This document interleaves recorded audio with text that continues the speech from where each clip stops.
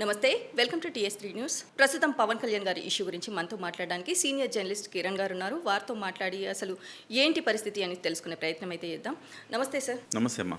Sir, ఇప్పుడు చూసుకున్నట్టయితే కనుక ప్రొఫెసర్ నాగేశ్వర్ అండ్ పవన్ కళ్యాణ్ మధ్య జరిగినటువంటి వివాదంలో అసలు ఎవరు గెలిచారు, ఎవరు ఓడిపోయారంటారు? ఈ వివాదం జరగకముందు ప్రొఫెసర్ నాగేశ్వర్ గారి స్థాయి, ఆయనకున్న విలువ ఒక్కసారి మనం మాట్లాడుకుందాం. వివాదం జరిగిన తర్వాత ఏం జరిగిందని మాట్లాడుకుందాం. ప్రొఫెసర్ నాగేశ్వర్ గారు ప్రపంచంలో అమెరికా నుంచి ఆవకాయ వరకు, అనకాపల్లి నుంచి అర్జెంటీనా వరకు, ఇరాకు, స్పేస్ ఏది వదలరు, అన్నింటి గురించి ఆయన మాట్లాడారు. చివరికి సినిమాలు సమంత విడాకుల గురించి కూడా ఆయన విశ్లేషణ చేశారు. సో కాదేది కవితకు అనర్హం అన్నట్టు నాగేశ్వర విశ్లేషణలకు ఏది అనర్హం కాదు, అన్నీ చేస్తారు. ఒక మేధావిగా గుర్తింపు పడ్డారు. ఆయన విశ్లేషణలు బాగుంటాయని చాలామంది విద్యార్థికులు కూడా చూస్తూ ఉంటారు. అలాంటి స్థాయి నుంచి నాగేశ్వర్ గారి లేఖితనం బయటపడింది. అంటే ఇవాళ ఏమైపోయింది, నాగేశ్వర్ గారి విశ్లేషణలు నాగేశ్వర్ గారిని చివరికి ఆయన ఒక్కొక్క ఎర్రకండువ కప్పి ఈయన ఫలానా జర్నలిస్టు, ఫలానా అనలిస్టు అని తేల్చేసింది మొత్తం సమాజం. సో ఒక స్థాయిలో ఉండే నాగేశ్వరు చివరికి ఇంత దిగజారిపోయి కింద పడిపోయే పరిస్థితికి వచ్చిందంటే నాగేశ్వర్ గెలిచినట్టే ఓడినట్ట? సో ఓడినట్టే. అంటే ఎందుకు ఓడినట్టు సార్ నాగేశ్వరు? ఇవాళకి కూడా నాగేశ్వర్ అంటున్నాడు నాకు వ్యూస్ బాగా వస్తున్నాయి, నాకు ఇప్పుడు కూడా చూసారా పవన్ కళ్యాణ్ గురించి మాట్లాడితే నాకు వ్యూస్ బాగా వచ్చినాయి. పవన్ కళ్యాణ్ గారి గురించి నాగేశ్వర్ మాట్లాడితేనే కాదు, పవన్ కళ్యాణ్ గురించి ఎవరు మాట్లాడినా వ్యూస్ బాగా వస్తాయి. పొగిడితే కంటే తిడితే ఇంకా బాగా వ్యూస్ వస్తాయి. మొన్నే పవన్ కళ్యాణ్ గారు కూడా చెప్పారు కదా, నన్ను తిడితే వ్యూస్ వస్తాయి, ఫోన్లే పాపం వాళ్ళు యూట్యూబ్లో వ్యూస్ వస్తాయి, నన్ను తిడితే పర్వాలేదు అని అన్నారు. ఆయన్ని తిడితే బోలెడు వ్యూస్ వస్తాయి. ఎందుకు తిట్టారని ఆయన అంటే ఇష్టం లేని వాళ్ళు చూస్తారు, ఇష్టం ఉన్నోళ్ళు చూస్తారు. పొగిడేమనుకోండి ఇష్టం ఉన్నోళ్ళు మాత్రమే చూస్తారు, తిడితే ఇష్టం ఉన్నోళ్ళు లేనోళ్ళు ఇద్దరు చూస్తారు. కాబట్టి వ్యూస్ వస్తాయి. సో చివరికి పవన్ కళ్యాణ్ గారిని తిడితే తప్ప వ్యూస్ రాని పరిస్థితికి నాగేశ్వరి వెళ్ళిపోయాడు. First thing. రెండవది, ఒక గాసిప్ గురించి అంతలాగా మాట్లాడే గతంలో ఎప్పుడు చూసినా కానీ నాగేశ్వర్ గారు ఆ రకంగా మాట్లాడే వ్యక్తి కాదు. కానీ దేనికోసం మాట్లాడాడు నాగేశ్వరు? ఎవరి కోసం మాట్లాడాడు నాగేశ్వరు? ఒక గాసిప్పును పట్టుకొని, ఒక మేధావి అనుకునే ఒక నాగేశ్వరు ఒక గాసిప్పును పట్టుకొని దాని మీద చర్చిస్తారా? ఎవడో చదువు సంధ్య లేనివాడు ఒక యూట్యూబ్లు పెట్టుకొని ఏదో జర్నలిజం డిగ్రీ లేనివాడు చేశాడంటే అర్థం ఉంది. నీకు జర్నలిజం డిగ్రీలు ఉన్నాయి, జర్నలిజం పాఠాలు చెప్పావు, ఒక గాసిప్ను పట్టుకొని ఎట్లా విశ్లేషణ చేస్తావు? ఒక రాజద్రోహం అంటే తెలుగుదేశం మనసులో ఒక బీజాలు వేయాలి. అంటే పవన్ కళ్యాణ్ బీజేపీ నన్ను మోసం చేస్తున్నారని బీజాలు వేయాలి. వేయడం ద్వారా వాళ్ళ మధ్యలో బాండ్ బ్రేక్ అవ్వాలి. బ్రేక్ అవ్వడం ద్వారా ప్రభుత్వం పతనం అవ్వాలి. పతనం అయితే జగన్మోహన్ రెడ్డికి లబ్ధి చేకూరాలి, కాంగ్రెస్ పార్టీకి లబ్ధి చేకూరాలి. తద్వారా ఇట్లా రకరకాల కోణంలో ఆయన విశ్లేషణ. ప్రొఫెసర్ నాగేశ్వర్ గురించి తెలిసిన వాళ్ళకి ఒకటే అర్థమైంది, నాగేశ్వర్ ఒక్క మాట కూడా డబ్బులు లేకుండా మాట్లాడ్డాడు. మీరు నాగేశ్వర్ ఇంటర్వ్యూ అడిగారు అనుకో, కిరణ్ ఇంటర్వ్యూ ఇచ్చినట్టు నాగేశ్వర్ ఇంటర్వ్యూ ఇవ్వడు ఫ్రీగా. నాగేశ్వరికి డబ్బులు ఇవ్వాలి. ప్రతి గంట విలువే, ప్రతి నిమిషం విలువే. నాగేశ్వర్ విలువ కడతారు ఆయన. సో అలాంటి వ్యక్తి ఇలాంటి గాసిప్ మీద చేశాడంటే విలువ లేకుండానే చేస్తాడా? ఎంత డబ్బులు వస్తే చేస్తాడు అలాగా? సో ఇవన్నీ ప్రజలకున్న అనుమానం, నాకు కాదమ్మా, ప్రజలకున్న అనుమానాలు. సరే అంతా జరిగిపోయింది, ఈ వివాదం సమస్య పోయింది, నేను దీనికి చరమగీతం పాడుతున్నా. ఆల్రెడీ ఇది ఆయన అడిగారు నాయదండ్ల మనోహర్ గారు, ఎస్ నేను విత్డ్రా చేసుకుంటున్నాను నా వ్యాఖ్యలు అన్నాడు. నీకు అంత బలమైన సోర్స్ అయితే నువ్వు విత్డ్రా ఎందుకు చేసుకోవాలి? నువ్వు నిలబడలేకపోయావు అంటే నీకు ధైర్యం లేదా? నువ్వు చెప్పింది అబద్ధమా? నువ్వు నిలబడలేకపోయావు, ఎందుకు నిలబడలేకపోయావు ప్రొఫెసర్ నాగేశ్వర్ నీ మాటల మీద అని మరికొంతమంది అడుగుతున్నారు. అంటే నువ్వు ఆ రకంగా కూడా పతనమయ్యావు. రెండోది, నేను విత్డ్రా చేసేసుకుంటున్నా, నా ఇంటికి పోలీసులు రాలేదు, ఎవరు రాలేదని చెప్పిన ప్రొఫెసర్ నాగేశ్వరు ఆ తర్వాత రౌండ్ టేబుల్ సమావేశానికి వెళ్ళి నేను తోపుని, నేను తురుముని అని తొడగొట్టి మాట్లాడాడు అక్కడ. సో ఆ రకంగా మాట్లాడడం అనేది నాగేశ్వర స్థాయికి చెల్లుతుందా?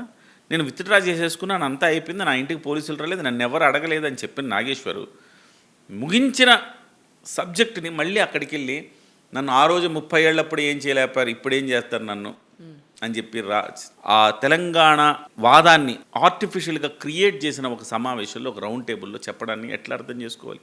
ఆయన స్థాయికి తగున ఇవన్నీ మనం ఒకటి ఈ డాట్స్ అన్ని కలుపుకుంటే ప్రొఫెసర్ నాగేశ్వర్ ఒకటి డబ్బుల కోసం ఆయన అనాలిసిస్ చేసినట్టుగా ఉంది. 2 భయంతో విత్డ్రా చేసుకున్నట్టుంది. 3 భయపడి తెలంగాణ వాదాన్ని ముందు పెట్టుకున్నట్టుగా ఉంది. సో ఇన్ని రకాలుగా నాగేశ్వర్ గారు పతనమయ్యారు అని చెప్పాలి. రెండవ అంశం, మరి పవన్ కళ్యాణ్ గెలిచారా సార్, ఓడారా సార్? ఇందులో ఇద్దరు ఓడిపోవచ్చు, ఇద్దరు గెలవచ్చు. సో ఒకళ్ళు ఓడిపోయి ఒకళ్ళు గెలవచ్చు, ఛాన్సెస్ ఉన్నాయి. ఇద్దరు కొట్టుకున్నారనుకోమ్మా, ఇద్దరు మీ దృష్టిలో ఇద్దరికి మంచి విలువ ఉన్నది, ఇద్దరు బూతులు మాట్లాడుకుని కొట్టుకుంటున్నారు. అప్పుడు ఇద్దరు దిగజారిపోతారుగా మీ విషయంలో, మీ దృష్టిలో. అరే ఇద్దరి గురించి మనం ఎంత అనుకుని చూడు బూతులు తిట్టుకుంటూ రోడ్లో కొట్టుకుంటున్నారు అంటే దిగజారిపోతారు కదా.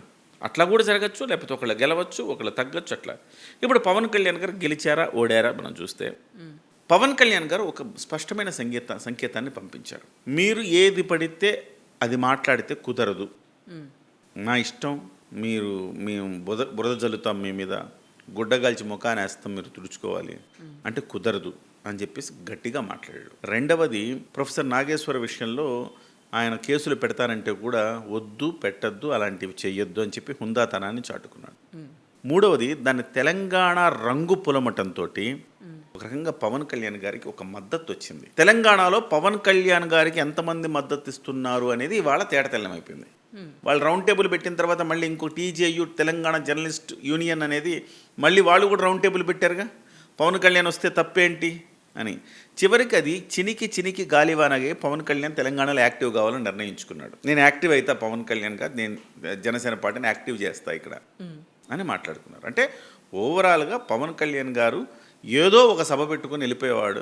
అలాంటి వాళ్ళని ఈ మొత్తం ఇష్యూలో తనని హీరోని చేసి తన తెలంగాణ ప్రజల్లో ఒక సానుభూతిని క్రియేట్ చేశారు. తెలంగాణ ప్రజల్లో సానుభూతిని, అయ్యో పవన్ కళ్యాణ్ మంచోడు కదా, ఆయన అంతమందికి, ఆయన వ్యక్తిత్వం ఎలాంటిది, ఆయన ఎంతోమందికి సాయం చేశాడు, ఆదిలాబాదులో నీళ్లు లేకపోతే బోర్లు వేయించాడు, యురేనియం గురించి కొట్లాడాడు, నల్గొండ ఫ్లోరైడ్ బాధితుల గురించి కొట్లాడాడు, అక్కడ కొండగట్టు ఆంజనేయ స్వామి గుడికి నిధులు తీసుకొచ్చి దాన్ని బాగు చేసే ప్రయత్నం చేస్తున్నాడు, ఇంత మంచి మనిషినా వీళ్ళు ఇలా అంటున్నారు అని చెప్పేసి ఒక సానుభూతి, మద్దతు ఆయన పట్ల తెలంగాణలో వచ్చింది. సో తెలంగాణలో ఆయనకు ఒక మార్గాన్ని వాళ్ళు ఏర్పరిచారని చెప్పాలి. ఆ రకంగా చూస్తే నాగేశ్వర్ ఓడాడు, పవన్ కళ్యాణ్ గెలిచాడు. ఇవాళ రాబోయే రోజుల్లో రోజు మాట్లాడుకుంటున్నారు మీ అయ్యే జాగిరా అని. సో దీంట్లో కూడా పవన్ కళ్యాణ్ గారిని తప్పు పడుతున్నారు కదా, పవన్ కళ్యాణ్ గారు మీ అయ్యే జాగిరా అనడం కరెక్ట్ కాదని. అవును కదా సార్. ఇప్పుడు మనకి తెలంగాణ ఆవిర్భావ దినోత్సవం ఓవైపు మనం సంబరాలు జరుపుకుంటున్న టైంలో పవన్ కళ్యాణ్ గారు అదే రోజున అసలు ప్రెస్ మీట్ పెట్టాల్సిన అవసరం ఏమున్నది? ప్రెస్ మీట్ కాదు, సభ కదా పెట్టుకోవాలి. పెట్టడానికి అడిగితే వాళ్ళు పర్మిషన్ ఇవ్వలేదు. ఎందుకంటే మన తెలంగాణ మొత్తం ఒక సంబరాల్లో ఉంది కాబట్టి ఇవ్వలేదు. ఆ టైంలో ప్రెస్ మీట్ పెట్టాల్సిన అవసరం ఉంటే ఆయన ఒక్కడ తప్ప మిగతా వాళ్ళందరూ కూడా తెలంగాణ వాళ్ళే కదా. ఆయన కూడా 33 ఏళ్ల నుంచి తెలంగాణలోనే ఉన్నాడు కదా, హైదరాబాద్లోనే ఉన్నాడు. ఆయన జీవితంలో 70% తెలంగాణలోనే గడిపాడుగా. తెలంగాణలో ఆయనకి తెలంగాణ పోరాటం అన్నా, తెలంగాణ పోరాట గీతాలన్నా, తెలంగాణ ప్రశ్నించే తత్వం అన్నా ఆయనకి ఇష్టం కదా. పార్టీ పుట్టింది తెలంగాణలో కదా, అదే స్ఫూర్తితో తెలంగాణ పోరాట స్ఫూర్తితో పార్టీ పెట్టానన్నాడు కదా. తెలంగాణ వాళ్ళని చూసి నేర్చుకోండి అని చెప్పాడు కదా. మరి అట్లాంటి ఆయన ఒకప్పుడు తెలంగాణ ఇచ్చినప్పుడు అన్నారు కదా, నేను తెలంగాణ ఇచ్చినప్పుడు 11 రోజుల పాటు నేను ఉపవాసం ఉన్నాను, నేను తినలేదు అనేసి అని అన్నారు కదా. అలా ఎలా చూడాలి? అది జనానికి క్లారిటీ కావాలి ఈ విషయంలో. ఆయన అన్నది ఏంటి, విభజించిన తీరు కరెక్ట్గా ఆయన అన్నప్పుడు మొత్తం వీడియో వింటే మీకు అర్థమవుద్ది. తెలంగాణ ఏమన్నా ఇండియాలో నుంచి వెళ్ళిపోతుందా? కాదు కదా, ఇండియాలో భాగమే కదా. మరి తెలంగాణ ఇస్తే నష్టమేంటి? నష్టం కాదు, కానీ విభజించిన తీరు తప్పు. తలుపులేసి కొట్లాటలు జరిగి ఒకవైపు ఆంధ్రప్రదేశ్కి నష్టం జరిగేలాగా, ఒక ప్రాంతానికి నష్టం జరిగేలాగా మీరు విభజన చేయకుండా మీరు అందరిని ఒప్పించి మీరు విభజన చేసి సద్భావనతోటి విభజన చేస్తే బాగుండేదని ఆయన ఉద్దేశం. ఇవాళ ద్వేషభావం ఎంత వచ్చింది? దాని ఎవరి వల్ల వచ్చింది ద్వేషభావం? కాంగ్రెస్ వల్లనే కదా ఈ ద్వేషభావం వచ్చింది. కాంగ్రెస్ పార్టీ ఆ రోజు 2009లో కాంగ్రెస్ పార్టీ, అంతకుముందు ఎప్పుడో చెప్పింది కాంగ్రెస్ పార్టీ, మేము కాంగ్రెస్ పార్టీ 2004లోనే ఇచ్చింది సోనియా గాంధీ వాదా, వరంగల్ వేదికగా మేము తెలంగాణని ఇస్తామని చెప్పింది. చిన్నారెడ్డి నేతృత్వంలో అనేక మంది ఎమ్మెల్యేలు ఒక రెఫరెండం రాసుకొని మొత్తం అసెంబ్లీలో చూసుకొని కాంగ్రెస్ పార్టీ నుంచి తీసుకెళ్ళి ఇచ్చారు ఆమెకి. ఆ రోజే తెలంగాణ ఇస్తానని చెప్పిన ఆమె 10 ఏళ్ల పాటు ఎందుకు నిరీక్షించింది? ఆ ప్రక్రియ స్టార్ట్ చేయాలి కదా. ఆవేశాలు ఇద్దరి మధ్య కొట్టుకుని విడిపోయేలాగా చేసే ప్రయత్నం ఎందుకు చేయాలి? అది ఆ ప్రక్రియను తప్పుపట్టాడు ఆయన. మీరు క్లియర్గా వీడియో చూడండి. తెలంగాణ ఏమన్నా మన ఇండియా నుంచి వేరైతుందా? లేదు కదా. దాని గురించి ఇంత ఎందుకు గోల? హ్యాపీగా తెలంగాణ విడిపోయింది. విడిపోయేటప్పుడు విభజించిన తీరు తప్పు. ఇలాగ కావేశాలకు లోనయ్యేటట్టు చేయకూడదు. అందుకోసం బాధేసింది. తెలుగు ప్రజలు ద్వేషభావంతో విడిపోవడంతో నాకు బాధేసింది. అందుకు అన్నం కూడా తినబుద్ధి అవ్వలేదు అని చెప్పాడు. దాన్ని మరి ఎట్లా తెలంగాణకు వ్యతిరేకంగా ఎట్లా తీసుకుంటాం? మరి ఇంకో విషయం సార్, కోనసీమ కొబ్బరి చెట్ల మధ్యలో కూర్చున్నప్పుడు ఆయన ఇంకో మాట అన్నారు.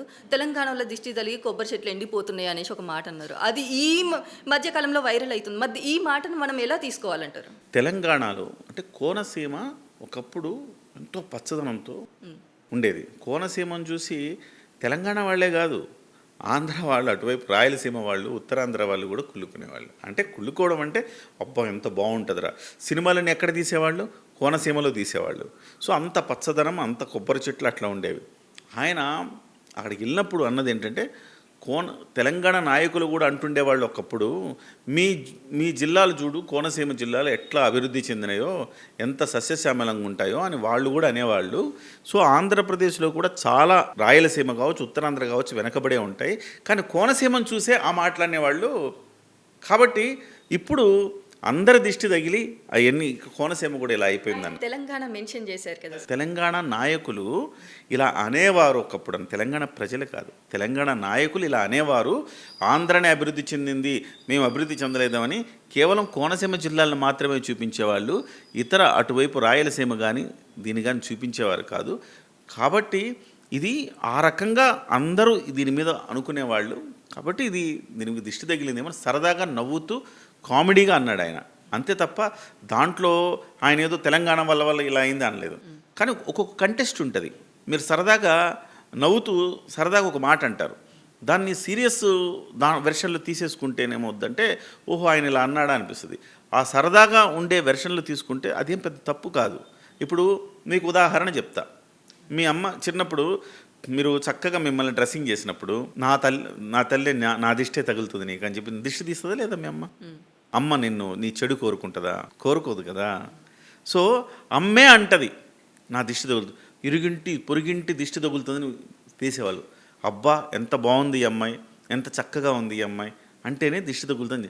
అవన్నీ కూడా మనం నెగిటివ్గా అనుకుంటామా? కన్న తల్లిదండ్రుల దిష్టే తగులుతుందని దిష్టి తీస్తారు. వాళ్ళ ప్రేమ లేకనా?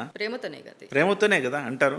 అరే నా దిష్టి తగిలేటట్టు తల్లి నీకని దిష్టి తీస్తారు. అంటే ప్రేమ తల్లికి ప్రేమ ఉంటుంది కదా. సో ఆ మాట అనగానే ప్రేమ లేనట్టు ఎట్లయితుంది? అవ్వదు కదా. పవన్ కళ్యాణ్ గారి వ్యాఖ్యలను కూడా మీరు అట్లనే చూడాలి తప్ప ద్వేషభావంతో చూడకూడదు. సమైక్యంగా ఉందామని ఏ రోజు పవన్ కళ్యాణ్ గారు అనలా. విడదీస్తే మీరు సద్భావనతో విడదీయండి అన్నాడు. అంతే తప్ప ఏ రోజైనా కానీ తెలంగాణ రాకూడదు, లేకపోతే తెలంగాణ కలిసే ఉండాలి, తెలంగాణ రాకూడదు అని అన్నాడా? ఒక్క బయట చూపించండి ఆయన అన్న మాటలు. ఇదంతా సోషల్ మీడియా యుగం కదమ్మా, మీకు యూట్యూబ్లో కొడితే వస్తుంది కదా. డెఫినెట్గా ఆయన అనలేదు అట్లా. మొన్న అయ్య జాగీర్ విషయంలో కూడా అది కూడా ఎంత తప్పుగా అన్నారు. ఆయన ఏమన్నారు? పొన్నం ప్రభాకర్ ఏమన్నారు? మీ అయ్యే జాగీరా, ఇక్కడ సభ ఎట్లా పెడతావు నువ్వు అన్నాడు. అంటే ఆయన ఏమన్నాడు? దానికి ప్రతిగా కౌంటర్గా ఆయన ఏమన్నాడంటే బెదిరించే వాళ్ళకి చెప్తున్నా, పోనీ మీ అయ్యే జాగీరా ఇది అన్నాడు. పొన్నం ప్రభాకర్ అయ్యే జాగీరా ఇది, లేదు కేటీఆర్ అయ్యే జాగీరా ఇది కాదు కదా, సబ్బండ వర్గాల అయ్యే జాగీర్ ఇది. అంటే 4 కోట్ల మంది ప్రజల త్యాగాల ఫలితంగా ఏర్పడింది తెలంగాణ. ఎన్నో కష్ట నష్టాలు కోర్చి రజాకర్లను ఎదుర్కొని, నిజాం దారుణమైన మారణకాండను ఎదుర్కొని ఇవాళ నిలబడి తెలంగాణ సంస్కృతిని కాపాడుకున్నారు, తెలంగాణ అస్తిత్వాన్ని కాపాడుకున్నారు. 4 కోట్ల మంది ప్రజలది. కేసీఆర్దో పొన్నం ప్రభాకర్దో కాదు ఇది. ఇంకా మాట్లాడాలంటే కేసీఆర్ లాంటి దొరలు ఎక్కడి నుంచి వచ్చారు? వాళ్ళు ఉత్తరాంధ్ర నుంచి వచ్చారు, వాళ్ళు ఆరిజిన్. సో వాళ్ళంతా దొరలు. ఒకప్పుడు ఏం చేశారు నక్సలైట్లు అంటే? ఈ దొరలందరినీ తరిమి కొట్టారు. హైదరాబాద్కు వచ్చి తలదాచుకున్నారు. ఊళ్ళల్లో దొరల పెత్తనం అంటే నిజామే కాదు, ఈ దొరలు కూడా కారణం. ఆ దొరలే ఇవాళ రాజకీయ నాయకులైనారు. కాబట్టి ఆయన అన్నమాట తెలంగాణ ప్రజలను అనలేదు, ఆయన బెదిరించిన వాళ్లకు చెప్తున్నా, పోనీ మీ అయ్యే జాగీరా ఇది అన్నాడు. అంటే ఎవరికి చెప్తున్నాడు ఆయన? ఒక పొన్నం ప్రభాకర్కి చెప్పాడు, ఒక అద్దంకి దయాకర్కి చెప్పాడు, ఒక కేటీఆర్కి చెప్పాడు. ఇలానే మనం మాట్లాడుకోవాలి, అంతేనే కదా. ఒక సృజనాకో లేకపోతే ఇంకొకరికి చెప్పలేదు కదా. తెలంగాణ ప్రజలను అడుగుతున్నా మీ అయ్యే జాగీర్ అంటే అది తప్పది కదా. 4 కోట్ల మంది తెలంగాణ వాసులది ఇది, వాళ్ళ త్యాగ ఫలితం ఇది. వాళ్ళు డిసైడ్ చేస్తారు సృజన. అసలు ఉండాలా పవన్ కళ్యాణ్, ఉండకూడదా తెలంగాణ ప్రజలు డిసైడ్ చేస్తారు. వాళ్ళకి లేదా విఘ్నత? నువ్వు పవన్ కళ్యాణ్ ఎన్నికల్లో పోటీ చేస్తారు. పోటీ చేసినప్పుడు ఒక సృజన అనుకుంటుంది, లేదు ఈయన ఆంధ్ర ప్రాంతంలో పుట్టాడు, 33 ఏళ్ల పాటు ఇక్కడ పెరిగినా కానీ ఒక 20 ఏళ్ల పాటు ఆంధ్రాలో ఉన్నాడు కదా ఆయన, కాబట్టి ఈయన ఆంధ్రవాసే. 33 ఏళ్ల కంటే 20 ఏళ్ళ ఎక్కువ అనుకో నువ్వు, ఈయన ఆంధ్రవాసి, ఈయన ఈయన పుట్టింది అక్కడ కాబట్టి ఎన్నేళ్ళు ఇక్కడ పెరిగినా ఈయన ఎప్పుడు ఇక్కడ వాడు కాదని నువ్వు అనుకున్నావు అనుకో. ఇంకొకళ్ళు ఏమనుకోవచ్చు, వాళ్ళు అనుకోవచ్చు, ఎంతోమంది మేము ఇక్కడ వెనకబడి ఉన్నాము, మమ్మల్ని ప్రభుత్వాలు పట్టించుకోవట్లా, ఆంధ్రప్రదేశ్లో 70 ఏళ్ళుగా కరెంటు లేని గ్రామాలకు కరెంటు తెచ్చాడంట పవన్ కళ్యాణ్, రోడ్లు లేని గ్రామాలకు రోడ్లు వేసాడంట. సో స్వతంత్రం వచ్చినప్పటి నుంచి రోడ్లు లేవు, స్వతంత్రం వచ్చినప్పుడే కరెంట్ లేదు.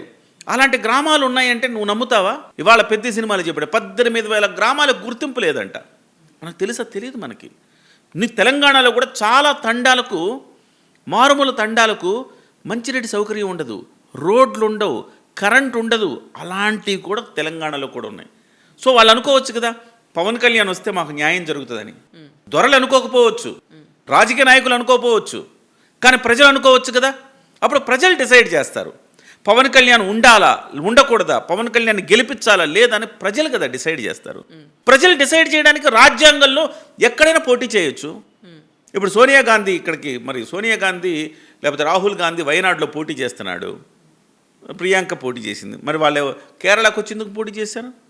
వాళ్ళు ఆ రాష్ట్రం వాళ్ళు కాదు కదా, అంతేనా కదమ్మా? సో పెద్ద పెద్ద వాళ్ళ జాతీయ నాయకులు అక్కడి నుంచి ఇక్కడికి వచ్చి పోటీ చేసినప్పుడు మీకు లేని, అసలు కాంగ్రెస్ పార్టీ ఇక్కడిది కాదుగా.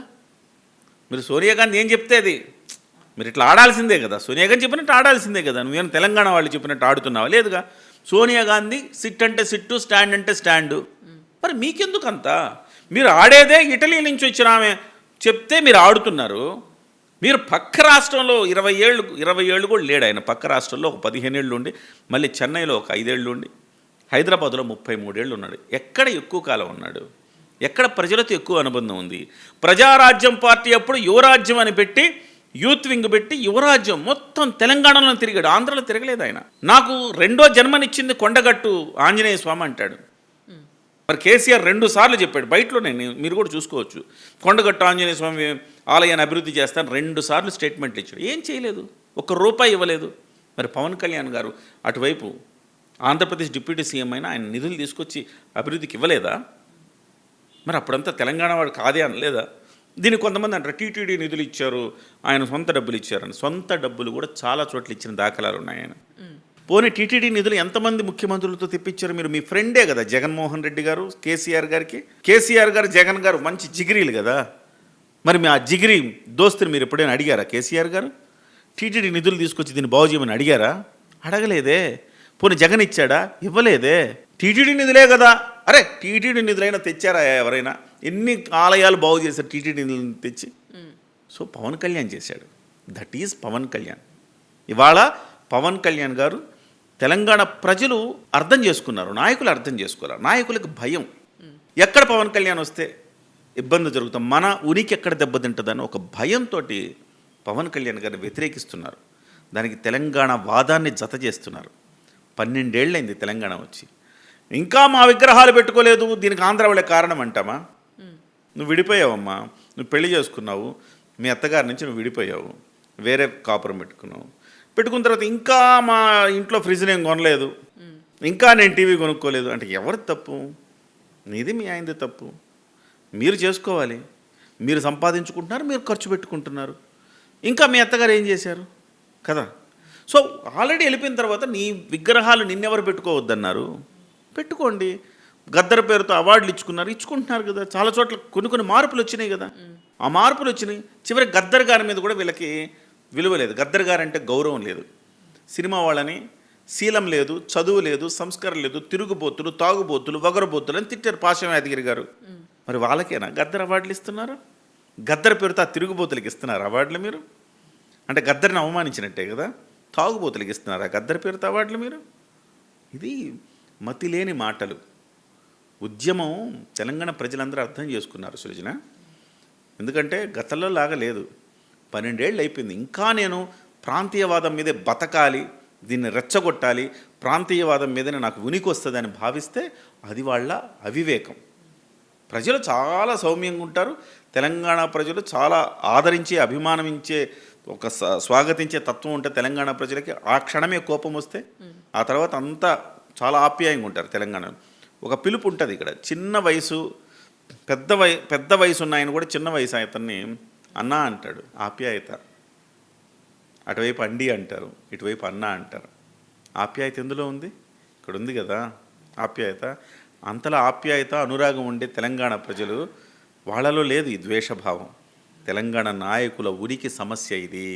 మరి ఇప్పుడు చూసుకున్నట్టయితే సార్, కవిత గారు కూడా పవన్ కళ్యాణ్ రాకను వ్యతిరేకించడం జరిగింది. మరి దీన్ని ఎలా చూడొచ్చు అంటారు? కవిత గారికి ఇప్పుడు ఉనికి సమస్య. కవిత గారు ఒక పార్టీ పెట్టారు, టీఆర్ఎస్ అనే పార్టీ పెట్టారు. కవిత గారికి ఉనికి సమస్య. కవితను ఎవరు పట్టించుకుంటారు? చాలా బ్యాడ్ నేమ్ వచ్చింది కవితకి. లిక్కర్ రాణి అని ఆమెను ట్రోల్ చేస్తున్నారు. ఆమెకి వాళ్ళ తండ్రి గారిని నిందిస్తోంది, వాళ్ళ అన్నయ్యని నిందిస్తోంది, అందరిని నిందిస్తోంది. ఆమె లక్ష్యం ఏంటమ్మా? అధికారమే పరమావధి. ముఖ్యమంత్రి కావాలి ఆమె. ఆమెకి పవన్ కళ్యాణ్ గారికి ఎంత వ్యత్యాసం ఉంది? రాష్ట్రం కోసం త్యాగం చేస్తా, రాష్ట్ర ప్రజల కోసం త్యాగం చేస్తా, నాకు పదవులు ముఖ్యం కాదు, ప్రజల క్షేమం ముఖ్యమని పోరాడిన వ్యక్తి పవన్ కళ్యాణ్. నాకు పదవే కావాలి, మా అన్న మా నాన్న చాటుంటే నాకు పదవి రాదు, పదవి కావాలి అని పార్టీ పెట్టింది. ఆ ఉనికిలోకి ఎట్లా వస్తుంది? ఉనికిలోకి రావాలి, వచ్చింది. అట్లా పవన్ కళ్యాణ్ గురించి మాట్లాడితే 10 మంది చూస్తారు, 10 మంది బయట చేస్తారు. ఓహో కవిత ఎట్లందా, పవన్ కళ్యాణ్ తిట్టిందా అని అందరూ వేస్తారు, చూస్తారు. సో అందుకోసం ఉనికి కోసం చేసే ప్రయత్నం. ఆమె చెప్పిన అవన్నీ కూడా ఆల్రెడీ సోషల్ మీడియాలో వచ్చేసినాయి. ఎన్నడైనా నువ్వు పవన్ కళ్యాణ్ ఎన్నడైనా మా జానపద మా ఫోక్ సాంగ్స్ని నువ్వు దోచుకున్నావు, ఎవరికైనా ₹1 డబ్బులు ఇచ్చినవా, మా పాటలు వాడుకున్నావు, మా సంస్కృతిని వాడుకున్నావు, డబ్బులు ఇచ్చినవా అని అడుగుతోంది ఆవిడ. మొగలయ్య చెప్పాడు, సార్ నన్ను పిలిచి 2 లక్షలు డబ్బులు ఇచ్చారు సార్ అని. ఆయన ఎక్కడ వాడు? తెలంగాణ కళాకారుడు కదా. మాస్టర్జీ చెప్పాడు, సార్ మమ్మల్ని ఎవరు పట్టించుకునే వాళ్ళు కాదు, పవన్ కళ్యాణ్ గారు పిలిచి పాట రాయించి డబ్బులు ఇచ్చారు సార్, నేను కాకపోతే ఎంతోమంది దొరుకుతారు ఆయనకి. లేదు నువ్వు తెలంగాణ పాటలు రాస్తావు, నువ్వు రా అని చెప్పి ఆయన మాకు అవకాశం ఇచ్చారు సార్, డబ్బులు ఇచ్చారు సార్ నాకు అని చెప్పాడు. ఇలాగ అనేక మంది ఆమె అలా అనగానే వెంటనే కౌంటర్ వీడియోలు పడిపోయినాయి. ఎవరు బద్నామయ్యారు? ఇప్పుడు ఎవరు ఇజ్జత్తు పోయింది? ఆమెదేగా. కనీసం ఆమెకు తెలుసు కదా ఆ మాత్రం. తెలంగాణలో కవిత గారు ఎప్పటి నుంచో ఉన్నారు. ఇప్పుడు పవన్ కళ్యాణ్ గారు వచ్చి నేను పార్టీ పెడతా, నేను రాణిస్తా, వస్తా, ఇక్కడ దిగుతా అనేసానంటే ఎలా రాణిస్తారు? ఎవరంటే రానియడానికి? రాజ్యాంగం చదువుకున్నదా కవిత? చదువుకున్నది కదా. రాజ్యాంగం ఏం చెప్తుంది? ఎవరైనా ఎక్కడైనా పార్టీ పెట్టొచ్చు, పోటీ చేయొచ్చు. ఇంకా కవిత రానియడం ఏంటి? కేసీఆర్ రానియడం ఏంటి? ఏమన్నా అర్థం ఉండాలి కదా. మేము రానియమంటే ఎట్లా రానియం? మీదేమన్నా ఏమంటే బుర్జువా పాలననా? మీదేమన్నా అదే అక్కడే అంటారు, అంత మీ అయ్యా ఇది జాగీరా అని అంటుంటారు కదా. అప్పుడు ఆమెను అట్లా అడగాలేమో. మీ కేసీఆర్ ఇదంతా కాదుగా. తెలంగాణ ప్రజలు డిసైడ్ చేయాల్సింది. అదే అంటున్నా. నేను రానియను అని కవిత చెప్తే రానికుండా ఉంటారా? కవిత చావు తప్పి కన్నులొట్టబోయింది. ఎన్నో రోజుల పాటు జైల్లో మగ్గొచ్చింది కవిత. నిజాయితీకి నిలువుటద్దం పవన్ కళ్యాణ్. కవితని పవన్ కళ్యాణ్ పెడితే ఎవరిని ప్రజలు ఎన్నుకుంటారు? నిజాయితీ పరున్నా, లిక్కర్ కేసులో అరెస్ట్ అయ్యి జైల్లో ఉన్నవాళ్ళనా? ఎవరిని ప్రజలు ఎవరు కావాలి చెప్పండి? మామూలుగా మీరు చదువుకున్నారు, ఎవరు కావాలి? కేసు నుండి కవితను కోర్టు బయటికి తీసుకొచ్చింది. దాని వెనక ఏం జరిగింది, ఎలా జరుగుతాయి, ఇవన్నీ ప్రజలకు తెలియంది కాదు. సో ఎన్ని జరుగుతాయి ఏంటి? ఇవాళకి కూడా జగన్మోహన్ రెడ్డి గారి మీద ఎన్నో ఆరోపణలు ఉన్నాయి. ఇవాళకి కూడా జగన్మోహన్ రెడ్డి గారు బెయిల్ మీద 10 ఏళ్ల పాటు బెయిల్ మీద ఉండి జాతీయ స్థాయిలో రికార్డు సృష్టించాడు. ఆయన ముఖ్యమంత్రికి కూడా చేశాడు మధ్యలో. సో మన భారత రాజ్యాంగ వ్యవస్థలో కొన్ని డొల్ల తనాలు ఉంటాయి. వాటిని ఆ లొసుగుల్ని ఉపయోగించుకొని చాలామంది బయటపడవచ్చు. కానీ ప్రజలు నిర్ణయిస్తారు మీరు నిజమా కాదా. ప్రజలకు ఒక నీతి ఉంటుంది, వాళ్ళకి అర్థమవుతుంది. సో వాళ్ళు అర్థం చేసుకున్న రీతిలో వాళ్ళు అర్థం చేసుకుంటే ఖచ్చితంగా తన డబ్బులు జనం కోసం పంచి తెలంగాణకు వరదలు వచ్చినప్పుడు ₹1 ఇచ్చాడు. సో కవిత ఎంత ఇచ్చింది చెప్పండి? ఇచ్చిందా? ఎప్పుడు ఇచ్చింది కవిత చెప్పండి? ₹1 ఇచ్చిందా కవిత? లేదే. తెలంగాణ ప్రజలకి తన కష్టపడి సంపాదించిన, సినిమాలు చేసి సంపాదించిన సొమ్ములోంచి ₹1 తెలంగాణ ప్రజలకి వరదలు వస్తే సాయం చేశాడు పవన్ కళ్యాణ్, ప్రభుత్వానికి ఇచ్చాడు. సో ఎవరు ఇస్తున్నారమ్మా? కవిత ఇచ్చిందా? కేటీఆర్ ఇచ్చా? పొన్నం ప్రభాకర్ ఇచ్చాడా? పొన్నం ప్రభాకర్ కబ్జా భాగోతం బయటపడింది, ఇచ్చాడా? పొన్నం ప్రభాకర్ కబ్జా చేయించే తెలంగాణ ప్రజల భూములు అన్నీ కూడా పొన్నం ప్రభాకర్ అయితే కబ్జా చేయొచ్చు, వేరే వాళ్ళు వచ్చి ఇక్కడికి వచ్చి రాజకీయం చేస్తారంటే కుదరదా? ఇది రాజ్యాంగం ఇచ్చిన హక్కు సృజన. ఎవ్వరు ఎక్కడి నుంచైనా పోటీ చేయొచ్చు. అల్టిమేట్గా నిర్ణయం చేసేది ప్రజలు మాత్రమే. కవిత కాదు, పొన్నం ప్రభాకర్ కాదు, లేకపోతే అద్దంకి దయాకర్ కాదు. వీళ్ళకి వణుకు పుడుతుంది, వణుకు. ఈ ప్రాంతీయవాదాన్ని అడ్డు పెట్టుకొని చేద్దామనుకుంటే జాతీయవాదం మాట్లాడే ఒక సనాతన ధర్మాన్ని మాట్లాడే ఒక పవన్ కళ్యాణ్ వచ్చేసాడు, మాకు ఇక్కడ ఉనికి లేకుండా చేస్తాడని ఒక భయంతో వణికిపోతున్నారు. అంటే రీసెంట్గా ఆయన చెరువుని ఆక్రమించారు అనేసి రావడం జరుగుతుంది. మరి దీన్ని మనం ఏ విధంగా? చెరువును ఆక్రమిస్తే ఎంత మీ ప్రభుత్వం ఉంది కదా, అక్కడ చెరువును ఆక్రమించారనుకోండి, ఈ పాటికి ప్రభుత్వం ఏం చేస్తుందమ్మా? హైడ్రా ఉంది, ఏం చేస్తుంది? వెళ్ళి స్వాధీనం చేసుకుంటుందా లేదా?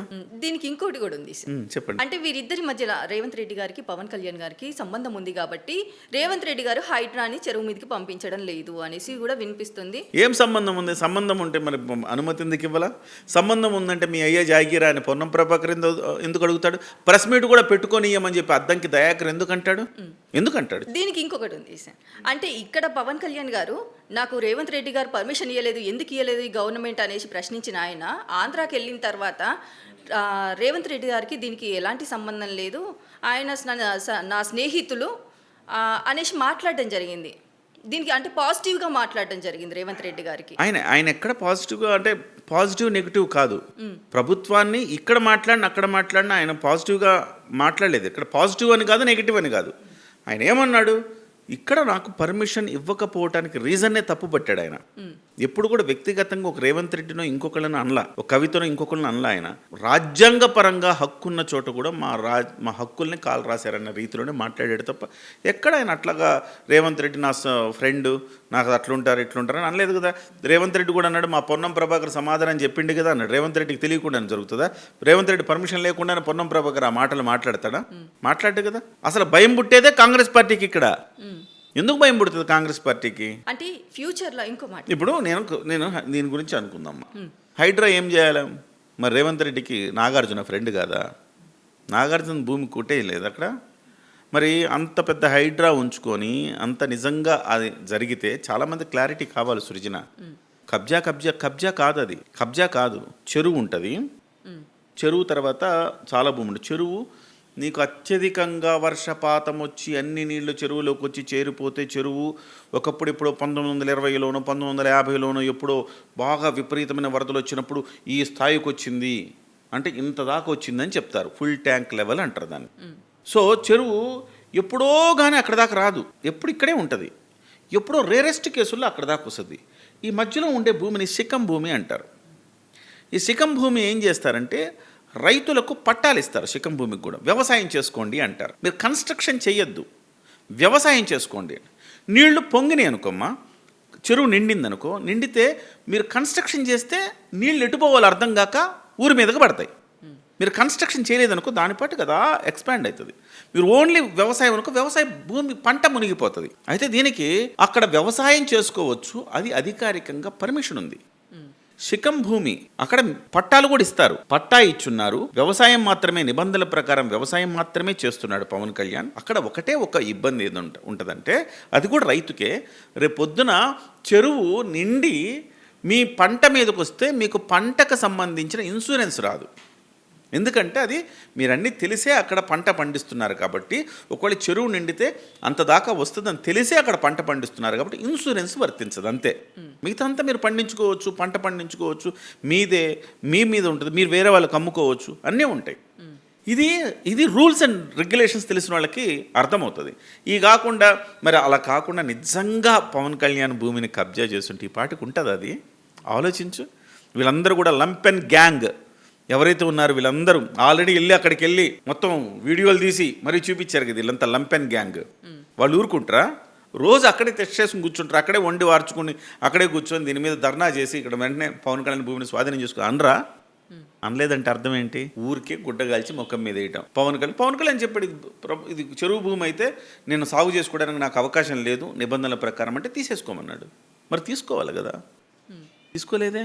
ఇవన్నీ అన్యాయంగా ఒక వ్యక్తి మీద, పవన్ కళ్యాణ్ కాకుండా ఏ రాజకీయ నాయకుడైనా, నేను చెప్తున్నా కదా రాసిపెట్టు, పవన్ కళ్యాణ్ కాకుండా ఏ రాజకీయ నాయకుడి మీదైనా ఇలాంటి ఆరోపణలు వచ్చుంటే రెండోసారి తెలంగాణలో అడుగు పెట్టగలిగేవాడు కాదు. కానీ పవన్ కళ్యాణ్ ఎందుకు అడుగు పెట్టగలుగుతాడు తెలుసా? నిజాయితీ. అతని నిజాయితీనే అతన్ని పవన్ కళ్యాణ్ గారిని తెలంగాణలో తిరగనిస్తుంది. అతని వ్యక్తిత్వమే తెలంగాణలో అతన్ని తిరగనిస్తుంది. సో అతని ప్రేమే తెలంగాణ పట్ల ఉన్న ప్రేమే ఇక్కడ తిరగనిస్తుంది. ఇవాళ రావాలని ఆయన తెలంగాణ మీద ప్రేమ ప్రదర్శించట్లా. ఆంధ్రప్రదేశ్కి వెళ్ళి ఏమంటాడు తెలుసా? తెలంగాణను చూసి నేర్చుకోండి అయ్యా, పోరాటం అంటే ఎట్లుండాలో ప్రశ్నించడం నేర్చుకోండి అయ్యా అని చెప్పి ఆంధ్ర ప్రాంతంలో అంటాడు. అంటే తెలంగాణ మీద ఎంత ప్రేమ లేకపోతే అలా మాట్లాడతారు? సో ఇది తెలంగాణ ప్రజలు అర్థం చేసుకుంటారు. సో కాంగ్రెస్ పార్టీకి భయం పుట్టుకుంది. ఏం భయం పుట్టుకుంది? సో మనం అనుకోవచ్చు టీఆర్ఎస్ కవిత మాట్లాడిందంటే అర్థం ఉంది, ఎందుకంటే ఆమెకు ఉనికి కావాలి కాబట్టి. బీఆర్ఎస్ వాళ్ళు మాట్లాడలా, కాంగ్రెస్ పార్టీ ఎక్కువ మాట్లాడుతుంది. బీఆర్ఎస్ మాట్లాడింది కానీ కాంగ్రెస్ పార్టీ వాళ్ళు ఇంకా ఎక్కువ మాట్లాడారు. బీఆర్ఎస్ ఎందుకు ఎక్కువ మాట్లాడలేదు తెలుసమ్మా? అస్తిత్వాన్ని కోల్పోయింది బీఆర్ఎస్. టీఆర్ఎస్ అనే పేరుని తీసి ఎప్పుడైతే బీఆర్ఎస్ చేసుకుందో, నువ్వు మాత్రం ఆంధ్రాకు వచ్చి రాజకీయం చేయొచ్చు, నువ్వు మాత్రం మహారాష్ట్రకి వెళ్ళి రాజకీయం చేయొచ్చు, నువ్వు మాత్రం నువ్వు భారతీయ రాష్ట్ర సమితిని పెట్టుకోవచ్చు, వేరే వాళ్ళు చేయకూడదా? ఎక్కడుంది ఇంకా పాయింట్? లాజిక్ ఎక్కడుంది? అందువల్ల వాళ్ళు మాట్లాడలేని పరిస్థితి.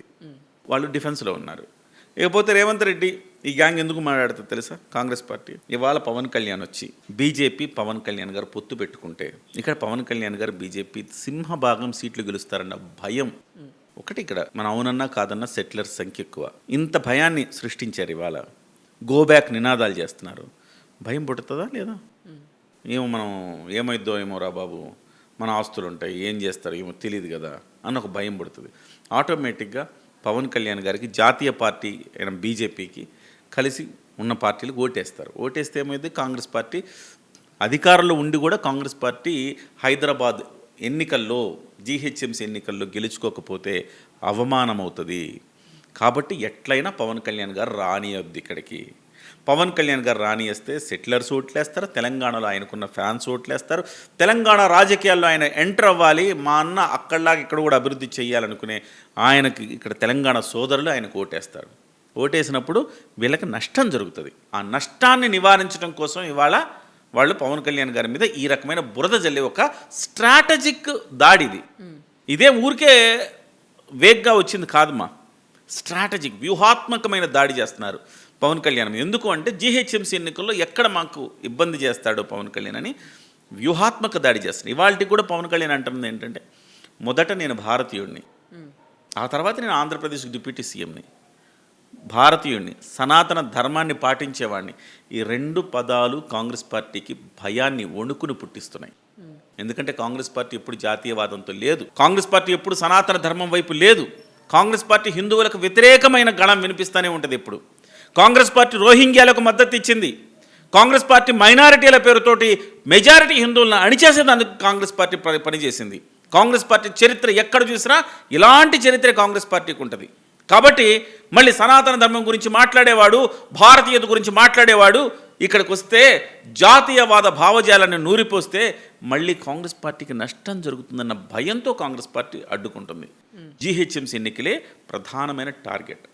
అందుకు పవన్ కళ్యాణ్ అడ్డుకుంటున్నారు. అంతే తప్ప పవన్ కళ్యాణ్ ఏదో దీర్ఘకాలంలో రాజకీయం చేసేస్తాడని కాదు. పవన్ కళ్యాణ్ వెళ్ళి కరీంనగర్లో వెళ్ళి గెలిచేస్తాడా? గెలవలేడు కదా.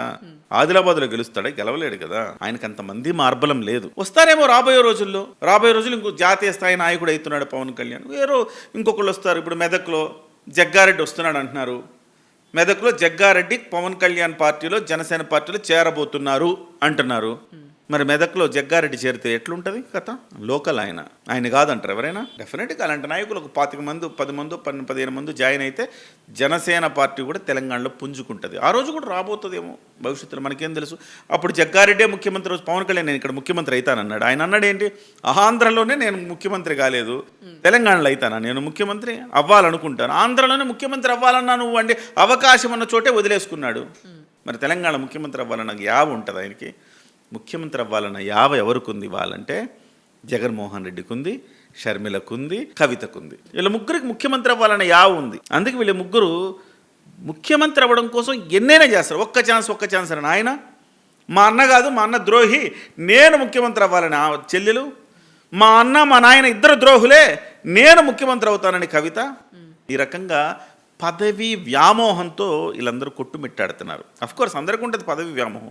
పదవి వ్యామోహం లేనోడు ఎవడైనా ఉన్నాడంటే పవన్ కళ్యాణే. సో అది మనం ఆంధ్రప్రదేశ్లో చూసాం. త్యాగాలు చేసి అక్కడ పార్టీ నిర్మించుకున్నాడు. కాబట్టి ప్రజలు ఆయన వ్యక్తిత్వాన్ని ఇష్టపడతారు, ప్రజలు ఆయన యొక్క త్యాగ నిరతని ఇష్టపడతారు. ఇలాంటి నాయకుడికి దేశంలో రాజస్థాన్ వెళ్ళినా, పంజాబ్ వెళ్ళినా, అస్సాం వెళ్ళినా ఇలాంటి నాయకుడు అతని వ్యక్తిత్వాన్ని అర్థం చేసుకున్న వాళ్ళు ఆయన వెంట నడుస్తారు. పవన్ కళ్యాణ్ గారు తెలంగాణలో పోటీ చేసినప్పుడు 8 చోట్ల పోటీ చేస్తే ఒక్క చోట మాత్రమే డిపాజిట్ వచ్చింది. అలాంటి ఆయన ఇప్పుడు పోటీ చేస్తే కనుక ఆయనకు డిపాజిట్లు వస్తాయా రావా అన్నది పక్కన పెడితే, ఏదైతే ఆంధ్రాలో కూటమి ప్రభుత్వం ఉందో ఆ కూటమి ప్రభుత్వాన్ని తెలంగాణకు తెచ్చే అవకాశం ఉంది, ఇవి నడుస్తున్నాయి అని తీసుకొచ్చే ఆలోచన నడుస్తుంది అనేసి కొంతమంది చెప్తున్నారు. దీన్ని మనం ఎలా చూడొచ్చు? కాదు, ఆంధ్రాలో ఉన్న కూటమి ప్రభుత్వం ఎందుకు వస్తుంది? ఇప్పుడు ఆంధ్రాలో ఉన్న కూటమి ప్రభుత్వం ఎట్లా వస్తుంది? బహుశా మీ ఉద్దేశం బీజేపీ, టీడీపీ, తర్వాత జనసేన ఈ 3 కలిసి పోటీ చేసి ఇక్కడ ప్రభుత్వాన్ని తేవాలనుకుంటున్నారు అనుకుందాం ఉదాహరణకు. ఇక్కడ బీజేపీ తరపున ఎవరున్నారు? బండి సంజయో, కిషన్ రెడ్డో వీళ్ళే ఉన్నారు. ఏమన్నా ఆంధ్రాలో వచ్చి పరిపాలన చేస్తారా? లేదు కదా. బీజేపీ కూటమి వస్తే అధికారంలోకి ఎవరు వస్తారు? ఎవరు ముఖ్యమంత్రి అవుతారు మీకు? బండి సంజయ్ అవుతాడేమో, లేకపోతే కిషన్ రెడ్డి అవుతాడేమో, లేకపోతే ఈటెల రాజేంద్ర అవుతాడేమో. అంతేనా కాదా? పవన్ కళ్యాణ్ అవుతాడా, లోకేష్ అవుతాడా, ఎవరు అవ్వరు కదా. వీళ్ళు అవుతారేమో. అంటే నీకు కాంగ్రెస్ పార్టీకి మాత్రం అధిష్టానం ఢిల్లీలో ఉండొచ్చు, ఇక్కడ వీళ్ళు మోచేతి నీళ్ళు తాగుతూ ఇక్కడ పరిపాలన చేయొచ్చు. అదేదో పక్క రాష్ట్రంలో ఉండే పవన్ కళ్యాణ్, చంద్రబాబు వీళ్ళకి సంబంధించిన పార్టీ ఇక్కడ మనుగడ సాగించదు. ఇప్పుడు ఏమన్నా కొత్తగా వస్తున్నారా? కొత్తగా లేదు కదా. అసలు తెలుగుదేశం పార్టీ ఇక్కడ 1983 నుంచి ఉంది. తెలుగుదేశం పార్టీ ఉన్నది కదా. పటేలు పట్వారీ వ్యవస్థను రద్దు చేసింది ఎవరు? దొరల అహంకారాన్ని రద్దు చేసింది ఎవరు? ఎన్టీ రామారావు గారు. ఎన్టీ రామారావు గారు మీ ఇంత అద్భుతమైన ఫలితాలు తీసుకొచ్చినందుకే కదా తెలంగాణ ప్రజలు బ్రహ్మరథం పెడతారు ఎన్టీఆర్కి. బీసీలకు ఆత్మ గౌరవాన్ని నిలిపింది ఎవరు? ఎన్టీఆర్ గారే కదా. తెలుగుదేశం పార్టీ అంటే బీసీల పార్టీ అంటారు. తెలంగాణలో ఉండే బీసీలే అత్యధికం. ఆంధ్రప్రదేశ్ కంటే తెలంగాణలో ఉండే బీసీల్లోనే తెలుగుదేశం పార్టీకి ఆదరణ. ఇవాల్టికి నూక్ అండ్ కార్నర్ వెళ్తే తెలుగుదేశం పార్టీ కార్యకర్తలు ఉన్నారు, కానీ పార్టీ యాక్టివ్గా లేదంతే. ఇవాల్టికి తెలుగుదేశం పార్టీ మళ్ళీ వస్తే మళ్ళీ తెలుగుదేశం పార్టీతో నడవటానికి రెడీగా ఉన్నారు. కానీ ఈ తెలంగాణ వాదం పేరుతో తెలుగుదేశం పార్టీని ఇక్కడ ఉండకుండా చేయాలనే దాంతో చేశారు, విజయవంతంగా చేశారు. కానీ పవన్ కళ్యాణ్ గారు అట్లా తెలుగుదేశం పార్టీ లాగా పవన్ కళ్యాణ్ గారు అంత యాక్టివ్గా లేరు. అంటే యాక్టివ్ అంటే ఉద్యమ సమయంలో అంత యాక్టివ్గా లేరు. ఉద్యమ సమయంలో చంద్రబాబు నాయుడు గారు నాది 2 కళ్ళు అని చెప్పేసి నిర్ణయం తీసుకోలేదు, జగన్మోహన్ రెడ్డి నిర్ణయం తీసుకోలేదు. కాబట్టి వాళ్ళ మీద కొంత కోపం ఉండొచ్చు ఎవరికైనా. కానీ పవన్ కళ్యాణ్ మీద ఎందుకు కోపం ఉంటుంది? పవన్ కళ్యాణ్ ఏ రోజు వద్దని చెప్పలా, ఇంకోటి చెప్పలే, ఏ మాట మాట్లాడలేదు. కాబట్టి పవన్ కళ్యాణ్ మీద వ్యతిరేకత ఉండే అవకాశం లేదు.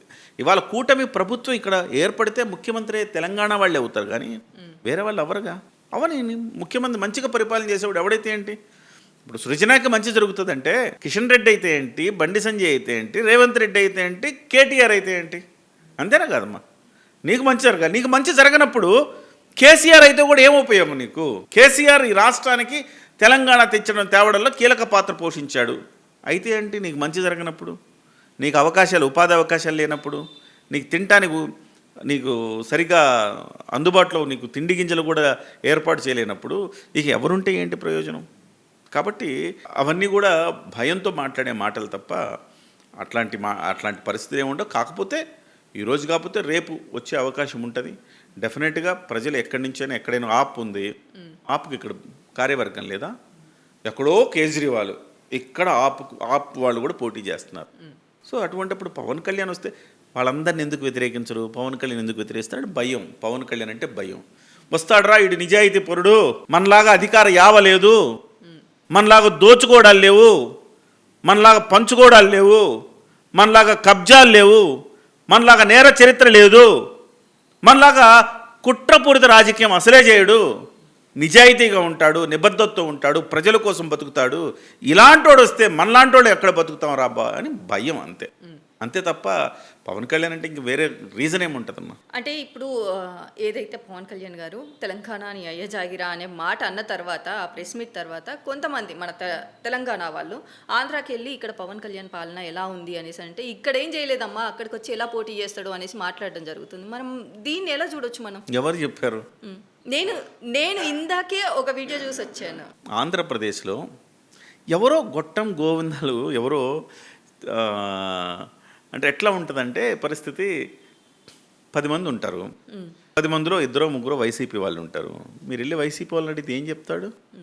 బాగలేదనే చెప్తాడు కదా. కానీ మెజారిటీ ప్రజల ఒపీనియన్ తీసుకోవాలి. ఇవాళ మీరు అవి దృష్టిలో పెట్టుకుంటారా? దేశంలో రూరల్ పంచాయతీరాజ్ రూరల్ శాఖ ఇవాళ నెంబర్ 1 పొజిషన్లో వచ్చింది. ఇది నేను చెప్తున్నది కాదు, జాతీయ గణాంకాలు. వరుసగా అవార్డుల మీద అవార్డులు వచ్చినాయి. నేను చెప్తుంది కదా, జాతీయ గణాంకాలు.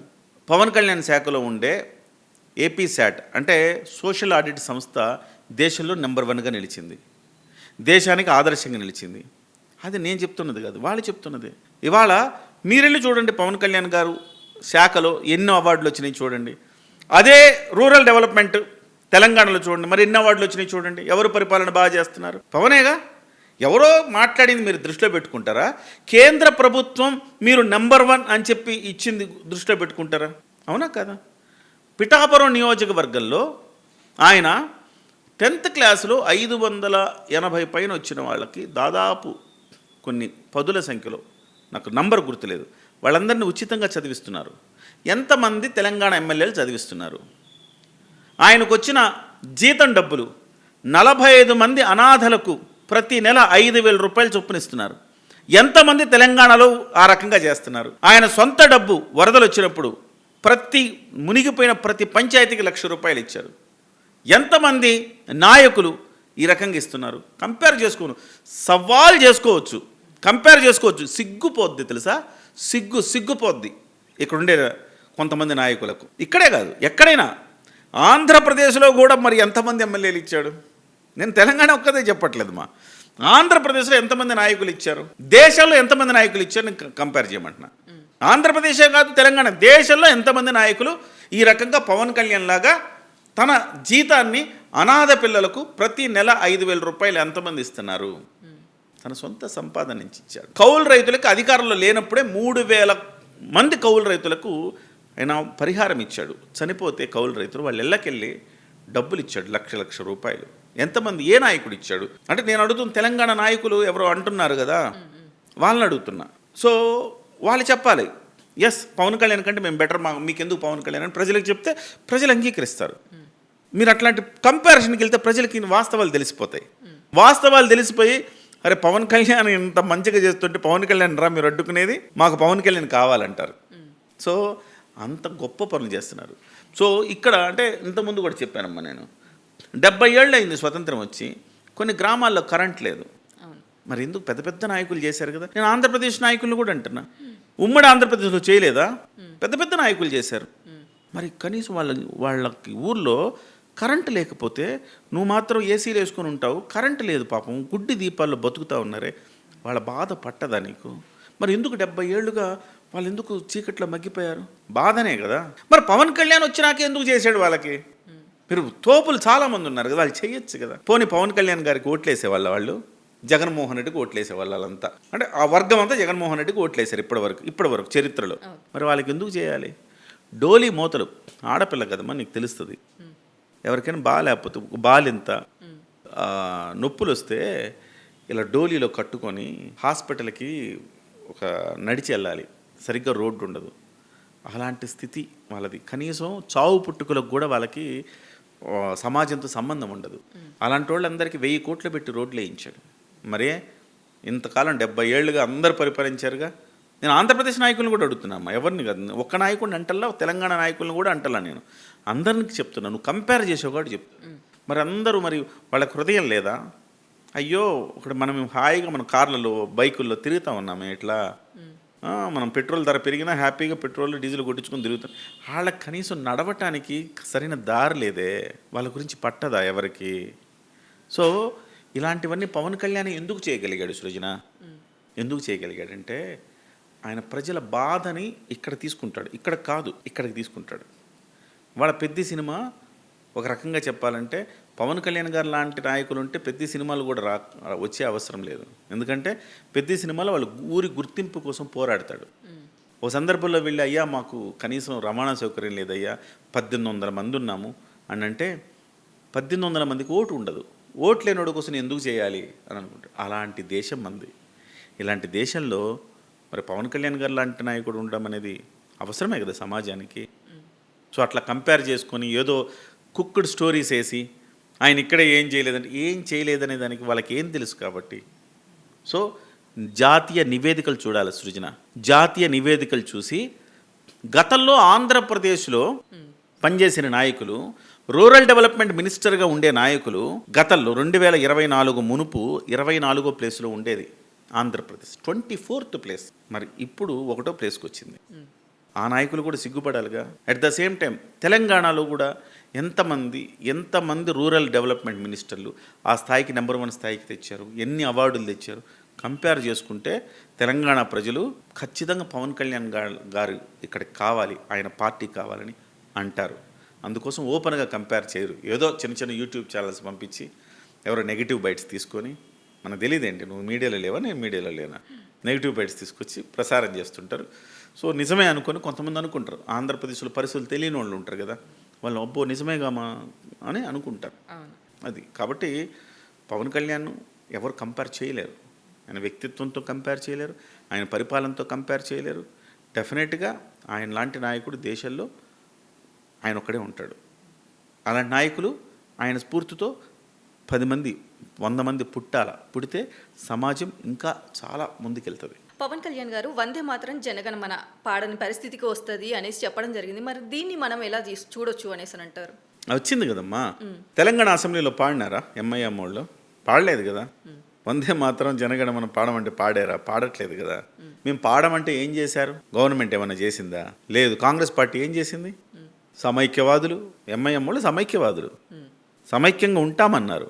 లేదంటే రాయల్ తెలంగాణ చేయమన్నారు, తెలంగాణకి వ్యతిరేకమన్నారు. ఏమన్నా చేస్తున్నారా? వాళ్ళతో అంటగాగుతున్నారే. బీఆర్ఎస్ అంటగాగింది, ఇప్పుడు కాంగ్రెస్ అంటగాగుతుంది. మేము పాడం వండితే మాత్రం జనగణమని అంటున్నారు, అసెంబ్లీలో అన్నారు. మనల్ని ఏమన్నా చేయగలుగుతున్నారా? కాంగ్రెస్ ఏం చేయలేకపోయింది, బీఆర్ఎస్ ఏం చేయలేకపోయింది. ఇది వాళ్ళ నిజస్వరూపం. పవన్ కళ్యాణ్ గారు చెప్పింది నిజమే కదా. నీకు జాతీయవాద అయితే, నువ్వు దేశం అంటే నీకు భక్తి ఉంటే ఆ 2 పాడాలి. దేశభక్తి, ఈ దేశభక్తి ఈ 2 ఉంటేనే పాడాలా అంటే దేశం కోసం జాతీయ గీతం ఉంటుంది. స్పోర్ట్స్ జరుగుతూ ఉంటుందమ్మా. స్పోర్ట్స్ జరిగేటప్పుడు ఏం చేస్తారమ్మా? స్టార్టింగ్లో వాళ్ళ జాతీయ గీతాన్ని వేస్తారా?